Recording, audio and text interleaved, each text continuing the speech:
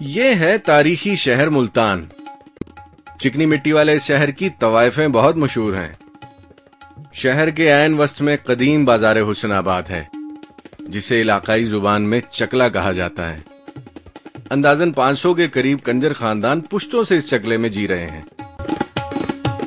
ان سے ملیے، یہ ہیں استاد شوکت لودھی، ملتان کی کنجر برادری کے سربراہ۔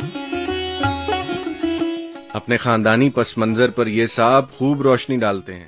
یہ ہمارے گھوڑے ہیں، ان کی لگامیں جو ہیں وہ ہوتی ہیں شاطر کے ہاتھ میں، جو کہتے ہیں بھی شاطر دماغ کے ہیں۔ پیچھے وہ بیٹھے ہوتے ہیں جن کے کہنے پہ وہ لڑکی عمل کر رہی ہوتی ہے، باہر کی دنیا کو وہ بے وقوف بنا رہی ہوتی ہے۔ پبلک ریلیشننگ یعنی تعلقات عامہ طوائف کے کاروبار کا بنیادی حصہ ہے۔ بازار حسن میں مجرے کی دکان سجا کر بیٹھنا صرف گانے بجانے کی حد تک محدود نہیں، بلکہ اصل کہانی یہ ہے۔